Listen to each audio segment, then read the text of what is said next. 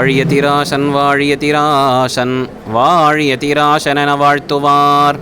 வாழியென வாழ்த்துவார் வாழியென வாழ்த்துவார் தாளினையில் தாழ்த்துவார் விண்ணோர் தலை. ஸ்ரீமதே ராமானுஜாய நமஹ. இன்றைய நாள் ஒரு நன்னாள். கடலூர் திருப்பாப்பலியூர் பகுதியிலே 27வது ஆண்டாக ஸ்ரீமன் மணவாள மாமுனிகள் சபை மூலமாக நடத்தப்படக்கூடிய வைணவ மாநாடு இன்றைய தினம் இப்பொழுது நடந்து கொண்டிருக்கிறது. இந்த பகுதியிலே நாம் பார்த்தோமானால் அது பல நூற்றுக்கணக்கான ஆண்டுகளாகவே இந்த தென்னார்காடு டிஸ்ட்ரிக்ட்னு சொல்லும் பொழுது இந்த பகுதியிலே வைணவமானது சீரும் சிறப்புமாக அது வளர்ந்து வந்த ஒரு பகுதி. அதில் முக்கியமாக மணவாள மாமுனிகள் அப்படின்ற ஒரு வைணவ பேராசிரியர் அவருடைய திருநாமத்திலே இந்த சபையானது தொடங்க பெற்று பல பெரியோர்களால் இந்த வைணவ மாநாடு பல வருஷங்களாக அழகாக நடந்து கொண்டு வருது. வைணவம் என்று சொல்லும் பொழுது அது ஸ்ரீ வைஷ்ணவ சம்பிரதாயம் நம்முடைய இந்த தமிழ்நாட்டிலே ஆழ்வார்களாலே அது வெளிக்கொண்டு வரப்பட்டு மேலே 1000 ஆண்டுகளுக்கு முன்பு பகவத் ராமானுஜர் எம்பெருமானார் உடையவர் அப்படின்ற ஒரு ஆச்சாரியராலே அது நன்கு பரவ செய்யப்பட்டது. சுவாமி ராமானுஜர் அவர் ஆழ்வார்கள் 11 அருளிச் செயல்கள் 4000 திவ்ய பிரபந்தங்களை அடிப்படையாக கொண்டு அந்த ஒரு நன்னெறியை எல்லோருக்கும் லோகத்திலே பரவச் செய்தார். இப்போ இந்த வைணவம் என்று சொல்லும்பொழுது ஆழ்வார்கள் காட்டின இந்த பாதையினுடைய முக்கியமான குறிக்கோள் என்பதே அனைவரும் பகவானை அறிந்து அந்த பேரானந்தம் பெருவீடுன்னு சொல்லக்கூடிய மோட்சத்தை அடைய வேணும் என்பதே. லோகத்தில் இருக்கக்கூடிய ஒரு ஜீவராசிக்கும் எனக்கு கஷ்டம் வரக்கூடாது, நான் சுகமாக இருக்க வேணும்னு இந்த ஒரே ஆசைதான். இப்போ அந்த கணக்கிலே பார்த்தோமானால் ஒரு அழியக்கூடிய ஆனந்தம் இல்லை சிற்றின்பம் என்பதை நாம் தவிர்த்துவிட்டு மேலான இன்பம்னு சொல்லக்கூடிய அழியாத ஆனந்தத்தை நாம் அடைய வேணும் என்று சொன்னால் அதற்கு காட்டக்கூடிய அழகான ஒரு வழிதான் சுவாமி ராமானுஜர் ஆழ்வாரனுடைய பாதையை அனுசரித்து காட்டின இந்த வைணவ சம்பிரதாயம். அது ஸ்ரீ வைஷ்ணவ சம்பிரதாயத்தில் அடிப்படையாக சொல்லக்கூடியது, நீ அடியார்களுக்கு பாகவதோத்தமர்களுக்கு அடியார்களுக்கு நீ கைங்கரியம் பண்ணு, அதன் மூலமாக ஆச்சாரியர்களுக்கு கைங்கரியம் பண்ணு, அதுவே பகவானுக்கு பண்ணக்கூடிய கைங்கரியமாகும். அதனால் பொதுவாக சொல்லும்பொழுது பாகவத ஆச்சாரியர்கள் அப்படின்னு வைணவர்கள் சொல்லுவது உண்டு.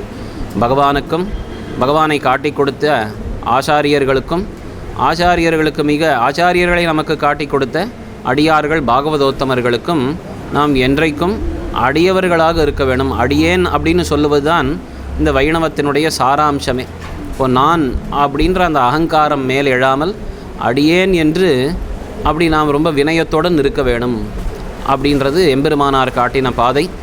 அது இப்படி 1000 ஆண்டுகள் எம்பெருமானார் அவதரித்து 1000 ஆண்டுகள் ஆன பின்பும் கூட இன்றைய தினம் அவர் காட்டிய அந்த வைணவ பாதையானது அப்படி எல்லாரிடத்திலும் பரவி நின்றிருக்கிறது. இப்போது அந்தந்த வைணவ பாசுரங்கள் அதற்கு பழைய காலத்தில் எல்லாம் ஒரு அடியவர் ஒரு ஆச்சாரியனிடத்திலே சென்று அமர்ந்து அவரிடத்தில் நாம் அதை பாடமாக கேட்க வேண்டியது. இந்த காலத்தில் எல்லாம் வசதிகள் அந்தந்த எல்லாம் அது வளர்ந்திருக்கும் பொழுது இன்றைக்கி எல்லா இடத்திலும் நாம் பல பெரியோர்கள் உபன்யாசங்கள் சொல்லுவது, சொற்பொழிவுகள் நடத்துவது இதெல்லாம் நாம் கேட்கும்படியாக இருக்குது.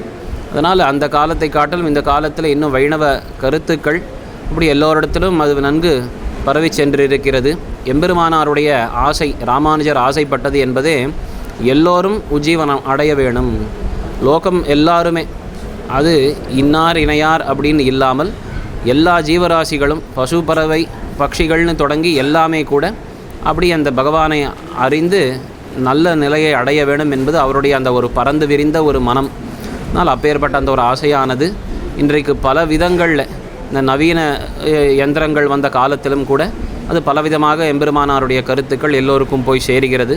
மேலும் மேலும் பலருக்கும் இன்றைக்கு அந்த ஒரு பயபக்திகள் என்பது ஏற்பட்டிருக்கு.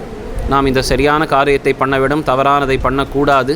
அதனால் பெரியோர்கள் சொல்லக்கூடிய பாதை என்ன, அதை நாம் எப்படி கடைப்பிடிப்பது, இந்த காலத்துக்கு ஏற்ற மாதிரி எளிய முறையில் எப்படி நாம் பண்ணுவது என்ற ஒரு ஆர்வம் ஆசை என்பது பலருக்குள்ளேயும் வந்திருக்கிறது.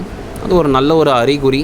அதனால் அது மேலும் மேலும் பலர் நடத்தக்கூடிய உபன்யாசங்கள் எல்லாவற்றிலும் அன்வயித்து அதை அதற்கு பின்பு கிரமமான முறையில் இதெல்லாம் நாம் கேட்டு அதை நாம் நடத்த வழிமுறை நம்முடைய அனுஷ்டானத்தில் இதை நாம் கொள்ள வேணும். பெரியாழ்வாரை பற்றி சொல்லும் பொழுது விட்டு சித்தர் கேட்டு இருப்பர் அப்படின்னு ஒரு வார்த்தை உண்டு, ஆண்டாள் அருளி செய்தது.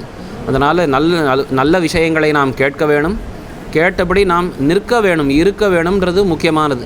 அப்போது 2 விஷயங்களாக நாம் பிரித்துக்கணும். நல்ல விஷயங்களை முதல்ல கேட்க ஆசைப்பட வேணும். இன்றைக்கு பல யந்திரங்கள் மூலமாக இன்றைக்கி இருக்கிற நவீன காலத்திலே விஷயங்களை சொல்லுவதில் எந்த குறையும் கிடையாது. புத்தகங்கள், ஆயிரக்கணக்கான புத்தகங்கள் அச்சிடப்பட்டிருக்கு, எல்லா மொழிகளிலேயும் அதற்கு விவரணங்கள் வந்திருக்கு. அதை தவிர்த்து அவரவர்கள் சொல்லக்கூடிய உபன்யாசங்கள் இன்றைக்கி எல்லா தளங்கள்லேயும் நமக்கு கிடைக்கும்படியாக இருக்குது. அதை நாம் சரியாக அதை பயன்படுத்தி கொள்ள வேணும். ஒரு விஷயம், ஞானத்தை பெற்ற பின்பு அதன்படி நாம் நிற்க வேணும்ன்றது தான் அடுத்த முக்கியமான விஷயம். அதனால் நல்ல விஷயங்களை நாம் கேட்போம், அதன்படி நாம் அதிலே அந்த நெறியிலே நாம் நிற்போம் என்று எல்லோருக்கும் மங்களாசாசனம்.